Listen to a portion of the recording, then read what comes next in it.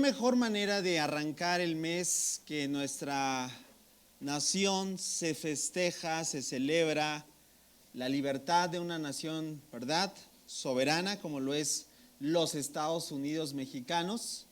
Pero ¿cuántos saben que hay una libertad más apremiante y mucho más importante, que es la libertad en la vida de cada persona? Porque aunque podamos estar en una nación libre, ¿cuántos saben que México es esclavo de muchas cadenas que hoy le atan? ¿Verdad que sí?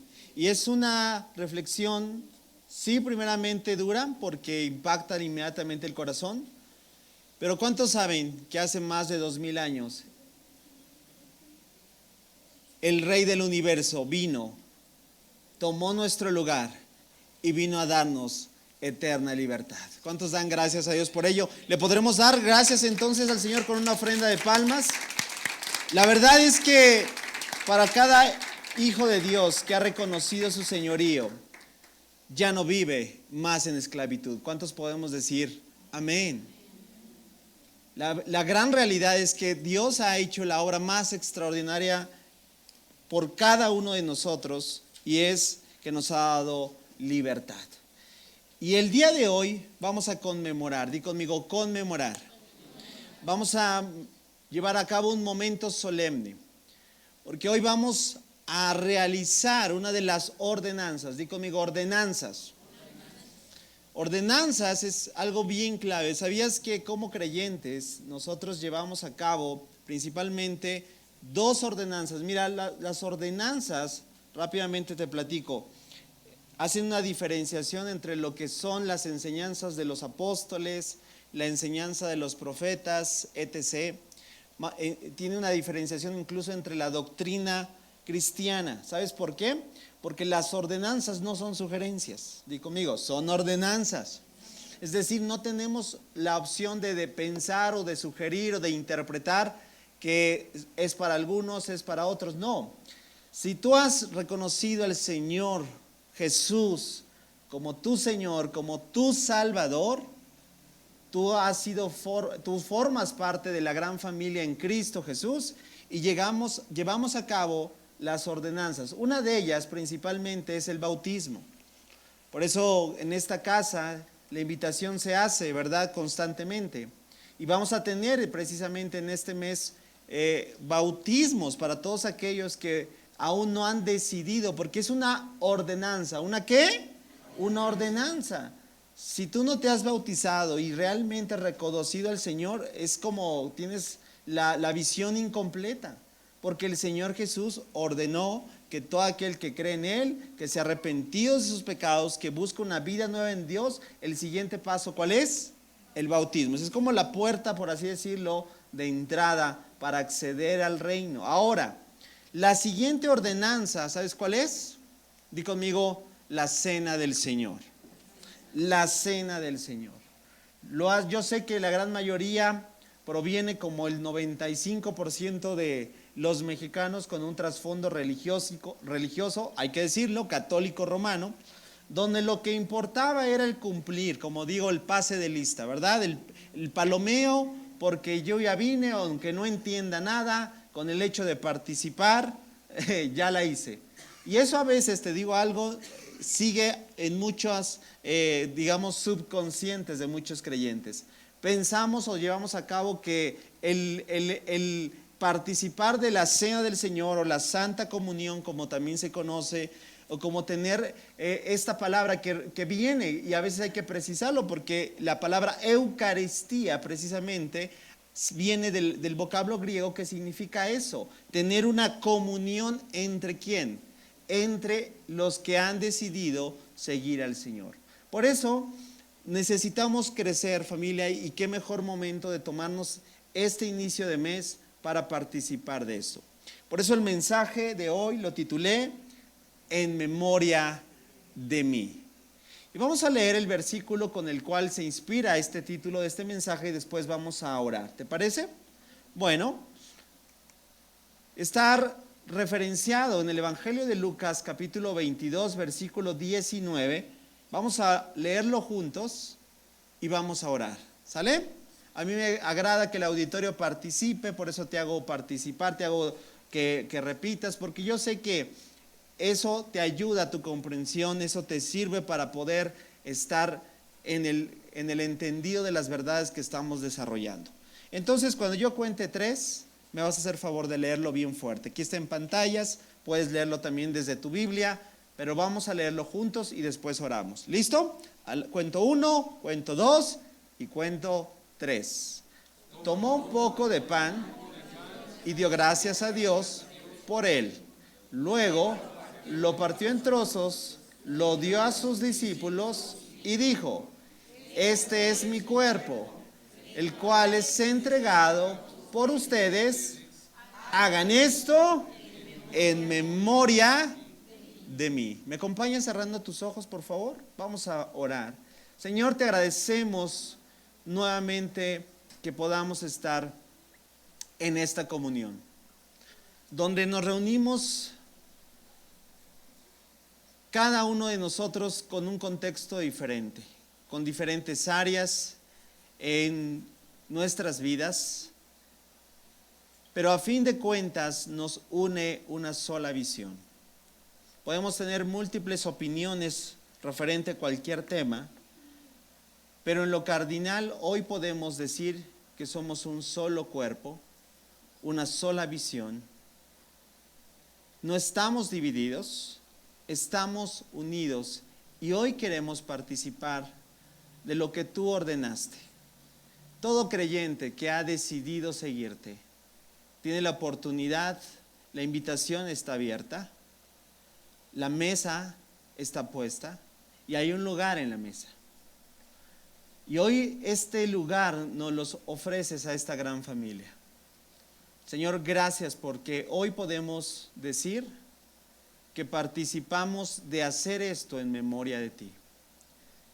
Queremos que nuestro corazón desde hoy, desde este momento, Señor, esté alineado. Sé que tu palabra habla por sí sola, nos va a redarguir, nos va a confrontar, pero a fin de cuentas va a ayudarnos a que tengamos la mejor actitud que se requiere para tomar la cena del Señor como se requiere. Te lo pedimos en esta hora, Dios, en el nombre de Cristo Jesús. Amén. La frecuencia de celebrar la cena del Señor no está registrada bíblicamente. El Señor Jesús, aquí en este es la porción de Lucas, pero la vas a encontrar en los otros evangelios.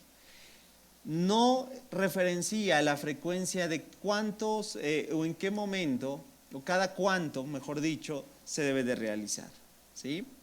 Hay movimientos que lo hacen cada semana, felicidades. Hay quienes lo hacen solamente cada mes, primer domingo de mes.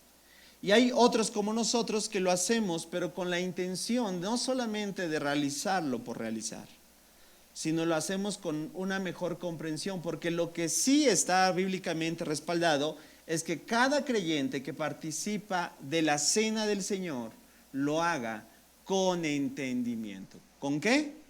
Con entendimiento. Y precisamente por ello nos tomamos este tiempo para poder abrir las Escrituras, darnos cuenta del panorama tan hermoso que Dios nos presenta. Porque cuando el Señor dijo, hagan esto específicamente, lo que vamos a hacer en unos minutos más, lo está diciendo en memoria de mí. Pero quiero explicarte estas breves palabras que el Señor dijo cuando mencionó, hagan esto en memoria de mí. Porque a veces, cuando tú lees esto y de simple y llanamente un panorama general, pues piensas, sí, recuerdo a Jesús y tan se acabó. La tradición, te voy a decir lo que pasa, en la tradición solamente lo recuerda en su muerte. Y la muerte es importante, ¿verdad? Por eso muchos piensan o creen erróneamente que la cena del Señor solo se celebra en Semana Santa. Y tú ves que el Señor Jesús dice, hagan esto cada viernes de Pascua. No. De hecho, los evangelios también hablan, dice, todas las veces que quisieses. Pero lo más importante es lo que hoy vamos a hacer, un recorrido de cómo en memoria de mí, lo que el Señor Jesús está diciendo, representa, ¿de acuerdo? Pero quiero empezar con una porción. Mira, A mí me gusta mucho la lectura, animo a los que no participan en el club de lectura, te animo, de verdad, leer es una gran bendición. Y más ahora que tenemos tantas herramientas como nunca antes en toda la historia de la iglesia, te animo, recuérdalo, siempre somos el pueblo del libro. Y un pueblo del libro lee, ¿sale? Estamos promoviendo ser una iglesia lectora. Entonces, ¿por qué lo digo? Porque en esta semana, preparando este material para realizar la Cena del Señor, me topé con un escrito dentro de ahí de mi biblioteca de un personaje de la historia de la iglesia y te lo quiero platicar porque me pareció fascinante. Este personaje, a lo mejor alguno que ha tomado el curso en el Instituto de Historia de la Iglesia se acordará. Su nombre fue Justino. Justino, pero aparece ya hoy en los anales de la historia con este término, mártir. No porque fuera su apellido, originalmente ese no era su apellido. Ahora tú solamente googleas y le pones Justino mártir y te va a salir una N cantidad de información que dices, wow, este hombre fue uno de los primeros, vamos a decirlo así, discípulos de los apóstoles. Este hombre se considera por sus aportes dentro de uno de la categoría de los padres de la iglesia. Justino mártir, podríamos hablar mucho de él, pero no es el caso. Pero él fue considerado un apologista. ¿Qué quiere decir eso? Un apologista es un defensor de la fe. Los que tomaron la serie del credo, recuerdas que el credo nace precisamente como respuesta ¿de qué? A todas las herejías, a todas las falsas enseñanzas que la iglesia tuvo que estar, ¿verdad?, lidiando desde el primer siglo. Bueno, uno de los que presentó sus escritos apologéticos, ¿qué quiere decir eso? Defensa de la fe, fue, di conmigo, Justino mártir. Y Justino mártir, en esta semana, como te decía, estaba leyendo un escrito que se conoce como, aquí lo pongo, su primera apología. Tiene varias apologías, pero en su primera apología, escucha, esto te va a parecer extraordinario, muestra, estamos hablando, mira, este hombre nació en el año 100, murió en el 68 decapitado, por eso fue mártir, padeció y sufrió mucho. Él dijo que no le importaba sufrir siempre y cuando fuese por causa del evangelio, y que menospreciaba su vida a tal punto que morir para él era un privilegio. ¿Te recuerda a alguien? El apóstol Pablo, ¿verdad? Bueno, pues imagínate, de tal calibre, algunos lo catalogan así, ¿verdad? Con un corazón tal cual como el apóstol Pablo. Bueno, en una de sus, este es llamado primera apología, presenta lo siguiente. A mí me encantó esto. Nos dejó un escrito donde hace referencia de cómo la iglesia, ¿en qué siglo? Pregunta, ¿en qué siglo crees? ¿En qué siglo? Ahí está, primer siglo. Felicidades, primer siglo. Porque la era de Cristo de ahí aparece, ¿verdad? Ok, bueno, en los años 100 de la era de Cristo, la iglesia ya celebraba la Cena del Señor. ¿Te gustaría saber cómo la hacía? ¿Te gustaría saber? Mira, porque ¿cuántos saben que no estamos inventando el hilo, como dicen, el hilo negro? Yo siempre tengo la referencia de cualquier otra cuestión que tú y yo creamos, hay que referenciándonos a la historia. La iglesia lo hacía, la iglesia lo practicaba, la iglesia predicaba esa verdad, porque si yo estoy predicando algo diferente, ¿qué crees? ¿Quién crees que está equivocado? Claro. Mira, vamos a ver rápidamente, la porción narrativa no es larga, vete imaginándolo. Mira, Justino mártir dice, en el día llamado del Señor, ¿cuál es el día del Señor? Domingo. Para que veas desde cuándo la iglesia ya empezó, a partir de la resurrección, la iglesia empezó a reunirse en día domingo, porque recuerda, celebramos que Jesús está, ¿qué? Vivo. Amén. Bueno, en el día llamado del Señor, fíjate, dice Justino, todos los hermanos se reúnen en un lugar y leen las memorias de los apóstoles y los escritos de los profetas. ¿Qué está diciendo? La iglesia leía ¿qué? Las escrituras. Después dice, luego el que preside, que era el pastor o el líder de la iglesia, exhorta a la imitación de estas cosas, es decir, lo que estamos haciendo prácticamente. ¿Cuántos saben que no venimos solamente a escuchar, sino que Dios nos llama a qué? A que podamos obedecer su palabra. ¿Estás conmigo? Y después dice, está narrando cómo lo hacían. Luego dice, les exhorta a que hagan estas cosas. Después nos ponemos de pie y oramos. Concluida nuestra oración, se trae pan, vino diluido con agua. Fíjate, en primer siglo utilizaban vino. ¿Diluido con qué? Con agua. El que preside ofrece la oración y acción de gracias y el pueblo está asintiendo cada declaración diciendo amén. O sea que cada vez que te animo a que digas amén es parte de el ejercicio que históricamente la iglesia hacía. Sí. Este acto, dice Justino, lo llamamos, como te dije, la Eucaristía. ¿Qué significa qué? La comunión donde se reparte el pan y el vino a los que creen en las cosas que predicamos. Familia, hay un solo impedimento por el cual tú hoy no puedas tomar la cena del Señor. Lo puedes hacer y es lo que vamos a tratar los próximos minutos. De una manera incorrecta, sin entendimiento. Pero si tú hoy decides, la única, digamos, excusa por la cual tú no puedas participar de la cena del Señor es que no eres un discípulo. No eres un creyente, no crees en la obra del Señor. Porque ¿cómo va a participar alguien que, verdad, que no va a tomar como memorial qué? La obra del Señor. Por eso Justino dice, repartían el vino solo a los que creían en las cosas expuestas en sus reuniones que eran ciertas. Hacían llegar los símbolos de la pasión del Señor a todos los hermanos ausentes. Mira, en este breve reseña, no sé para ti lo que representa, pero a mí mi corazón se llenó de gran gozo. ¿Sabes por qué? Porque esto es primer siglo. Lo que Justino relata es primer siglo. ¿Cuántos siglos han pasado? 20. Y seguimos conmemorando la cena del Señor.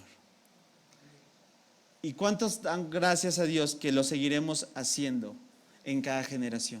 ¿Por qué? Porque es una ¿qué? Ordenanza. Entonces, ¿qué es lo que quiero llevarte en esta mañana? Que reflexionemos profundamente que cuando el Señor Jesús dijo, hagan esto en memoria de mí, ¿qué significa?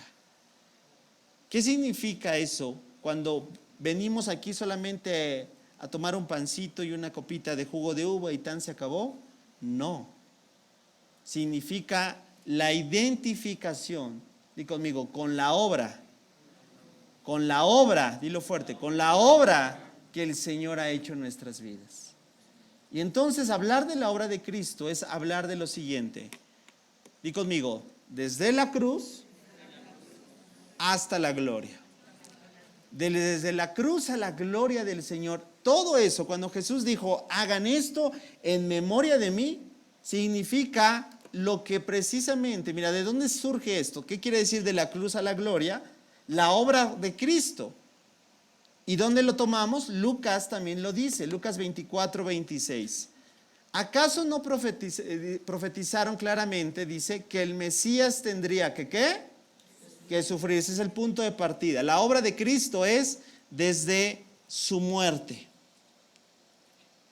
Y hay algo que también debemos seguir corrigiendo, porque, vuelvo a repetir, la tradición solo a veces presenta a Cristo como en una cruz,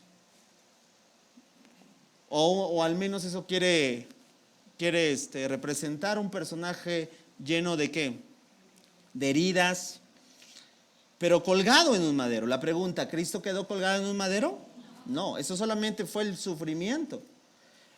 Hace un tiempo recuerdo que una persona nueva en el Señor abría su corazón y me decía que lo más trabajo que le costaba era ver a Cristo, no como la tradición lo presenta. Dice, porque yo vengo de un contexto donde cuando decían de Cristo inmediatamente venía mi imagen mental, una persona colgado en un madero, ¿verdad? Lleno de cicatrices, escurriendo de sangre.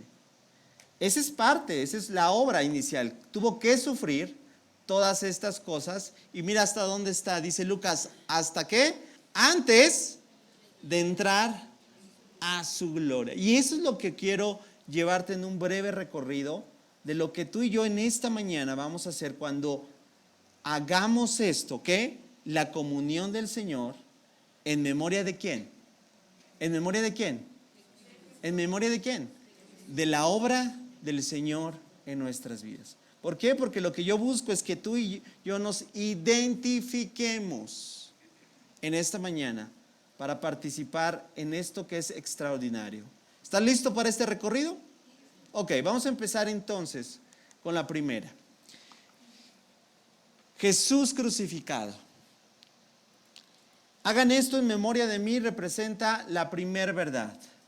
¿Cristo murió? Di conmigo, sí. Y ahí empieza nuestra obra. Di conmigo, Cristo murió. Vamos, Cristo murió. Yo morí en Él. Ahí está ahí empieza nuestra obra de identificación. La obra de Cristo Jesús es esa, que Él muere en una cruz, como morían los criminales, y muere precisamente para lo que las Escrituras presentan. Mira lo que dice Primera de Pedro 2:24. Él mismo, está refiriéndose a ¿quién? A Jesús, cargó nuestros pecados sobre su cuerpo en la cruz. Y aquí está la más extraordinaria obra. ¿Para que quién? Nosotros. ¿Quiénes somos nosotros? Los que creemos en su nombre, los que creemos en su mensaje, los que lo hemos reconocido como el Señor de nuestras vidas. Para que nosotros, por eso aquel que no cree, me explico ahora sí que cómo le hago entender que tienes que reconocer al Señor porque Él ofrece esto, el perdón de pecados, para que nosotros podamos estar muertos. Familia, las grandes noticias es que si tú estás en Cristo, tú estás muerto al pecado. Ahí empieza la obra de identificación. Por eso cuando dice, vuelvo a repetir, hagan esto en memoria de mí, comienza con la identificación de que Cristo murió por nuestros pecados para que nosotros podamos estar muertos al pecado. ¿Y qué dice Pedro? Y vivir para lo que es recto. Por sus heridas son sanados. Primer parte importante. Hacer esto en memoria de mí, vuelvo a repetir, dilo fuerte otra vez. ¿Cristo murió? Yo morí en Él. Pero después de la crucifixión, como te dije, Cristo no quedó colgado en el madero. La tradición lo presentará así y ha sido un tremendo error solamente ver a Cristo crucificado, porque las grandes noticias es que Jesús resucitó. Amén. Jesús resucitó, familia. Y si Jesús resucitó, ¿quién crees que va a resucitar? Lo vimos en la serie. De hecho, todo este recorrido es un recordatorio del credo de los apóstoles. Pero la siguiente declaración la vas a decir también con conciencia. Jesús resucitó, yo resucité en Él. Una vez más, Jesús resucitó, yo resucité en Él. No solo moriste al pecado, moriste a la mala manera de vivir, moriste a todo tu pasado delictivo, a todo tu historial. Si tú estás en Cristo, las cosas, ¿cuántos saben que son nuevas en Él? Y eso fue posible, ¿por qué? Por la obra de Cristo Jesús. Mira lo que dice las Escrituras. El apóstol Pablo en Romanos capítulo 4, verso 25, lo dice de esta forma. Él fue entregado a la muerte por causa ¿de quién? ¿De quién? Nosotros éramos los culpables. Pero no solo murió por nuestros pecados, dice el apóstol Pablo, y resucitado. Wow. ¿Para qué? Para hacernos justos. Wow. Has muerto al pecado, esa es la gran verdad. Y número 2, eres justo ante los ojos ¿de quién? Y eso es gracias a ¿qué? A su obra. Por eso qué increíble tener este recorrido, hacer esto en memoria de mí no solamente es identificarnos con la muerte, tan se acabó, también es identificarnos con su resurrección. Y ahí parece a veces que la iglesia dice, bueno, muerte y resurrección tan se acabó. En el credo vimos que no solamente es que el ministerio de Cristo no terminó su ministerio en la tierra una vez que dijo consumado es, pero ¿cuántos saben que hasta el día de hoy su ministerio sigue vigente? ¿Por qué? Tercer verdad, Jesús ascendió. ¡Wow! ¿Te acuerdas del credo de los apóstoles? Fue muerto. ¿Te acuerdas? A ver, los que se aprendieron el credo.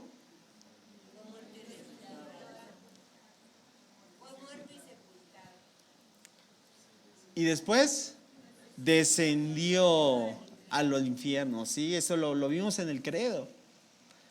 Y después el que llevó cautiva la cautividad, dice, subió. Dice, y dio dones a los hombres. Jesús, el que ascendió, antes de, ¿recuerdas?, de dar sus últimas palabras, nos dio una misión. Antes de ascender a los cielos, nos dio una comisión. ¿Cuál es? Vayan y hagan, lo hizo ya Cristo el resucitado. Es decir, ya que a sus discípulos habían sido justificados. ¡Wow!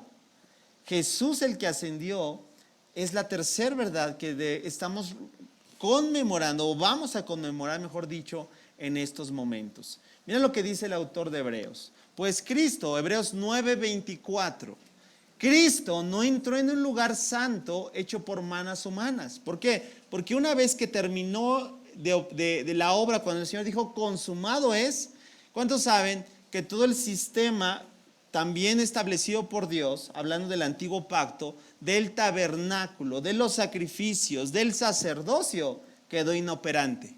¿Sabes por qué? Porque esa es la tesis del autor de Hebreos, porque Cristo es nuestro más alto sumo sacerdote. Y Cristo Jesús es el más alto sacrificio. Y Cristo Jesús hizo la más alta obra. Por eso me encanta. Entender esta tercera verdad es entender esto, que no entró en un lugar santo hecho por manos humanas, ¿verdad? Que era solo una copia del verdadero. El verdadero tabernáculo, ¿sabes dónde se halla ahora? Di conmigo, en nuestro corazón, en nuestra vida. Por eso la Biblia habla que cada creyente es el templo. ¿El qué? Templo. ¿Tu cuerpo es el qué? Templo. ¡Wow! Que está en el cielo. Dice, Él entró, ¿en dónde? En el cielo mismo, para presentarse ahora delante de Dios a favor de nosotros. ¡Wow! Eso lo vimos en el credo. ¿Y sabes cómo se le llama a esa obra que dice el autor de Hebreos? Di conmigo, intercesor. Jesús está, ¿qué? Activo. ¿Y está? ¿Qué está haciendo? Intercediendo. Presentarse ahora delante de Dios a favor de esto. Entonces, cuando estamos ahora en memoria de mí, Señor, tú moriste. Señor, tú resucitaste, pero también tú ascendiste. ¿Vamos bien? Cuarta verdad. Muerte, resurrección, ascensión. Pero también sabe, bueno, aquí está textualmente, el Hebreos 7:25, antes. Por eso puede salvar, dice el autor de Hebreos, Jesús, una vez y para siempre, a los que viven a Dios por medio de Él. Mira lo que dice, me encanta. Quien vive para siempre. ¿Y qué dice? Ahí lo tiene, lo que te dije. Porque un intercesor, ¿qué es lo que hace? Y conmigo, intercede. ¿A fin de qué? Interceder con Dios. ¿Quiénes son ellos? Dale un aplauso, ¿eso te entusiasma? Él es el intercesor y está intercediendo para que tú y yo hagamos su voluntad, sigamos fielmente su palabra, hagamos su voluntad, es decir, que vayamos, como lo vimos la semana pasada, primeramente siendo discípulos para poder hacer discípulos. Cuarta verdad, ahora sí. Primeramente hacemos repaso número 1, ¿qué es? Hagan esto en memoria de mí. Memoria de muerte. 2, resurrección. 3, ascensión. 4, que está vivo. La tradición presenta a un Jesús vivo, La verdad es que no, aunque diga que Cristo está vivo, la verdad es que parece alguien, ¿verdad?, que pues de alguna manera deja mucho que desear en cuanto a lo que realmente Dios nos muestra, que es la actitud de cómo el que vive. ¿Cuántos saben que el Señor está vivo? Que Él vive y Él está, digamos, ya podemos decirlo en este momento, en la antesala del próximo y último evento para que se cumpla el ciclo. Nosotros somos parte de este, digámoslo así, proceso, pero el Evangelio está a punto ya de cerrar, como se los he dicho. Es una mala conceptualización pensar que el Evangelio terminó cuando ya llegaste al Señor. Y el siguiente punto nos va a dar la pauta. Jesús, el que vive, es el siguiente verdad y es lo que también las Escrituras presentan. Mira, cuando nos identificamos con Él, es decir, lo que yo te pedí que repitieras, yo morí, Él murió, yo morí en Él. Él resucitó, yo resucité en Él. Él ascendió, di conmigo, yo tengo una vida nueva en Él. ¿Yo tengo una qué? Una vida nueva. Por eso, lo que hoy tú y yo vamos a hacer es precisamente entender la identificación de nuestra vida en Él. Una vida nueva en Él es una vida libre de errores. ¿Tú qué crees? ¿Ya no te equivocas? ¿Ya no fallas? Claro que sí. Una vida nueva en Él no significa una vida donde ya todo nos sale bien, pero es una vida en la cual podemos hacer esto. Me encanta. Hebreos 1:3 dice, el Hijo irradia la gloria de Dios y expresa el carácter mismo de Dios. Y sostiene todo, ¿con qué? Con el gran poder de su palabra. ¿Sabes qué es lo que dice la Escritura acerca de lo que tú y yo podamos limpiarnos? Con su palabra. ¿Con qué limpiará el joven su camino? Di conmigo, con guardar su palabra. Guardar quiere decir obedecer, no quiere decir, pues vamos a cerrar la Biblia, ¿no? Obedecer tu palabra. Y esa es la acción, mira, porque Él sostiene todo con el gran poder de su palabra. Y mira lo que me encanta. Después, ahí está, después de habernos limpiado de nuestros pecados, se sentó en el lugar de honor a la derecha del majestuoso Dios en el cielo. Ese es el lugar. ¿Dónde está el Señor? Di conmigo, sentado en su trono. ¿Y qué está haciendo? Intercediendo por nosotros. Y lo que estamos haciendo, lo estamos haciendo también con la identificación de lo que es que Él vive. La vida nueva en Cristo Jesús no quiere decir que es una vida donde las cosas son más fáciles. No quiere decir tampoco que es una vida donde ya no vamos a cometer errores. Pero la vida nueva en Cristo es una oportunidad en la cual podemos limpiarnos. ¿Con qué? Con su palabra. ¿Cuántos dan gracias a Dios por eso? ¿Cuántos saben que el día de hoy tenemos la oportunidad de hacerlo? ¿Sí o no? De reflexionar todas aquellas cosas que hoy tú y yo estamos haciendo mal. Cada vez que celebremos la cena del Señor, al menos es mi deseo, en esta casa lo vamos a hacer con entendimiento. No, por eso no lo hacemos solamente porque es parte del protocolo, una vez por mes, 2 veces por mes, trimestral, no. Lo vamos a hacer en el momento en que Dios nos indique, pero lo vamos a hacer ¿con qué? Con todo el entendimiento para hacerlo como Dios quiere. ¿Sabes por qué? Porque puede ser que el día de hoy tal vez vienes conflictuado en tu corazón. Tal vez desde aquí se ven preciosos, pero siempre lo digo, ¿verdad? A lo mejor estoy seguro que a lo mejor entre cónyuges en este mismo momento hay áreas en el corazón mal empleadas. Hay pecados no confesados. Hay heridas en el corazón con tu hermano o tu hermana, por así llamarnos, ¿verdad? Entre nosotros. Y no podemos celebrar la cena del Señor de esa forma. No podemos estar todos enemistados, todos ofendidos, todos así como que sí, así, pero tú siéntate allá y tú por allá. ¿Sabes por qué? Porque eso es lo que hicieron la iglesia en Corinto. Por eso lo que vamos a leer más adelante habla de cómo debemos de tomar la cena. Pero desde ahora, porque la vida en Cristo, vuelvo a repetir, representa la identificación también de lo que Él nos ofrece, para que tú y yo ya no podamos vivir. Recuerda, todo lo demás quedó atrás. Quinto y último, ¿está listo? Me encanta. ¿Cuál es? Y ahora sí, ahí termina el Evangelio. ¿El Señor ya vino? Bueno, yo espero que así dijo, si alguien me dice así, a lo mejor se equivocó de auditorio, digo, los adventistas, porque ellos dicen que ya llegó, ¿verdad? Bueno, no, el Señor no ha regresado, pero el Señor ya viene, familia. El Señor viene, es la verdad inminente. ¿Cuándo? No lo sabemos. Se han especulado una cantidad de cosas, no entramos en teorías de conspiración, pero lo que sí debemos de estar alertas es lo que las Escrituras mismas nos presentan, de estar siempre alerta, porque vendrá como ladrón en la noche. Y el ladrón no avisa, ¿verdad? No está diciendo que es un ladrón, pero un ladrón no avisa. Llega en el momento que menos te esperas. Lo que hoy podemos deducir, y eso sí no es especular, deducir, ver, interpretar, y para eso necesitamos seguir creciendo en discernimiento, son los tiempos.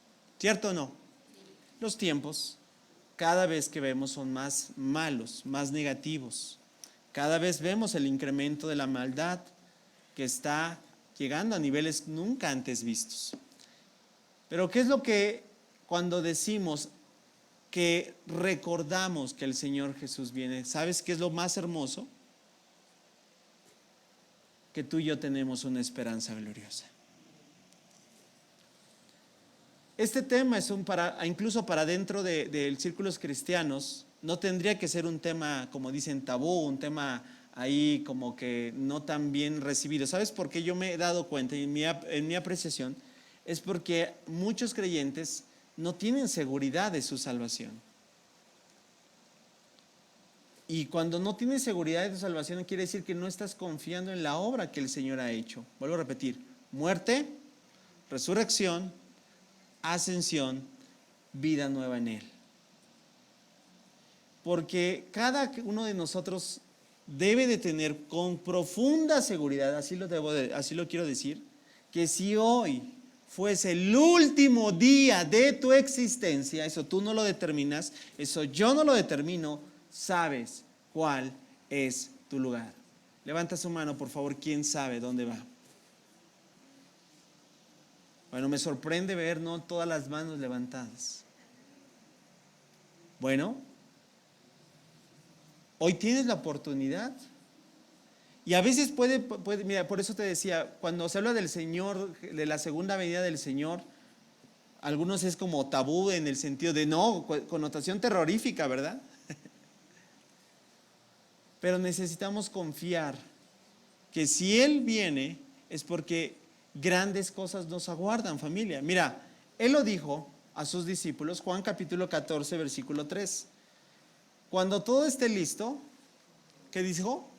¿Qué dijo? Volveré. ¿Y qué va a hacer con nosotros? Ahí lo tienes. Para llevarlos. Para que di conmigo, ¿qué? ¿Para que qué? Para que siempre. Wow, ¿para qué? Para que siempre estén conmigo donde yo estoy. ¿Te da gusto eso? ¿Te anima? Dale un aplauso entonces al Señor, porque si tú hoy todavía estás dudando, entonces te digo, duda de la confesión que tú has hecho.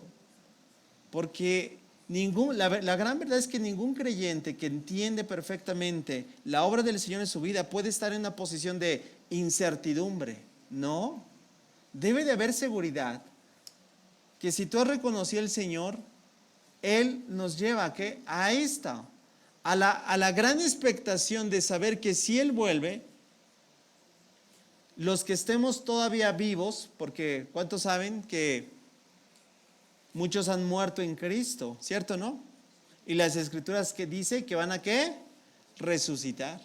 Si el Señor volviera el día de hoy, ¿cuántos sabemos que estamos, verdad, listos?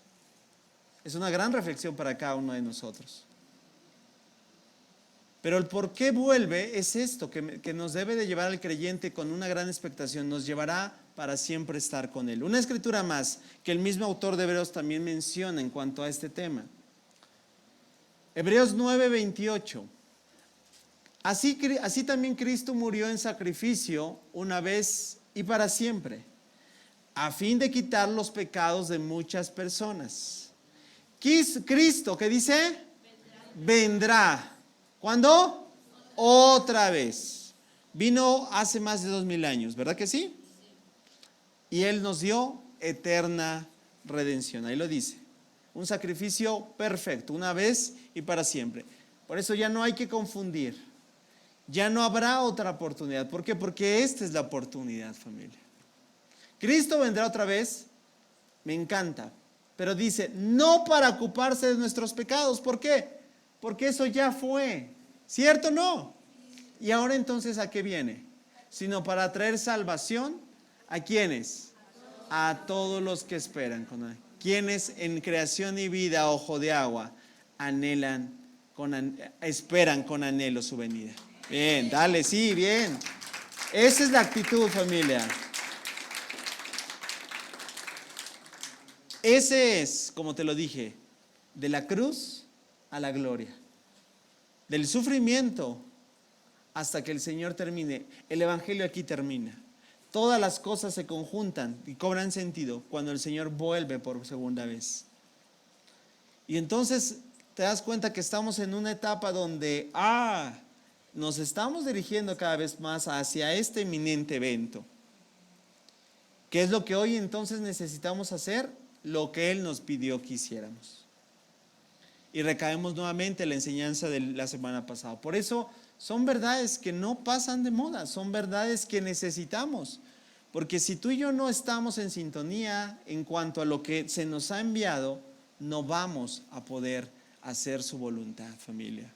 Ahora nos corresponde, en un día como hoy, hacer esto en memoria de mí. Y en memoria de mí, espero que haya quedado el recorrido asentado, que nos estamos identificando con quién, su muerte, su resurrección, su ascensión, la vida nueva, pero también su segunda venida. ¿Sabes qué dijo? Aquí lo vamos a ver. El apóstol Pablo dijo, cada vez que celebren esto, la muerte del Señor, anunciamos hasta que Él vuelva. Por eso hoy vamos a tomar la cena del Señor. Y la reflexión que el Señor quiere hacernos es para cada uno de nosotros. Te voy a pedir que en estos instantes no te distraigas. Cierra tu Biblia si ya ha tomado ya la parte la primera parte es presentarnos qué es lo que qué significa hacer esto en memoria de mí. Pero ahora viene el examen. Y el examen no es que me digas los 5 puntos que hablamos. El examen es de tu propio ser. Cierra un momento tus ojos. Porque el único que va a poder hacer una radiografía es el Espíritu Santo. Y te va a mostrar cosas que necesitas confesar. Necesitas pedir perdón. Necesitas arrepentirte. Necesitas pasar por alto la ofensa. Necesitas arreglar situaciones. Porque si no hacemos todo eso, familia, nos hemos convertido en un grupo religioso. Nada nos haría diferente como aquel que llega y lo toma por tomarlo. Mira lo que dice, te voy a leer las escrituras. 1 Corintios 11:28. Es mi opinión que dice que hagas un examen. No, es el apóstol Pablo diciéndole a una iglesia que se había desenfocado de tomar la cena del Señor. Había pecados entre ellos, había situaciones mal empleadas, había ofensas, había pleitos, había rencillas, había divisiones, había conflicto. Y lo que el apóstol Pablo les dice es momento de que tomemos la cena del Señor con entendimiento. Y es lo que acabo de expresar, tenemos que identificarnos. Si en el día de hoy te identificas, es decir, tu vieja naturaleza ya no te gobierna. Has muerto con Cristo. Dile, yo estoy muerto. Es más, si tú dile, yo estoy muerto a este pecado. Díselo, estoy muerto a este pecado. Yo morí porque cuando tú moriste, yo morí a este pecado. Yo morí al pecado que me atan. Las cadenas fueron rotas. Y cuando fui levantado, Señor, yo me identifiqué también con tu resurrección.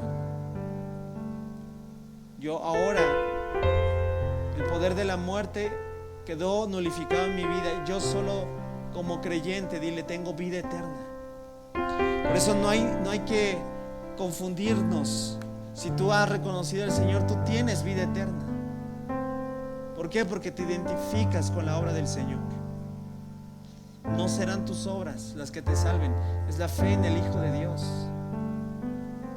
Pablo dice, por esta razón cada uno debería examinarse a sí mismo. Antes, no es después, es antes de comer el pan y beber la copa. Pero, Señor, hoy te decimos, mientras escuchas esta canción, sigue orando.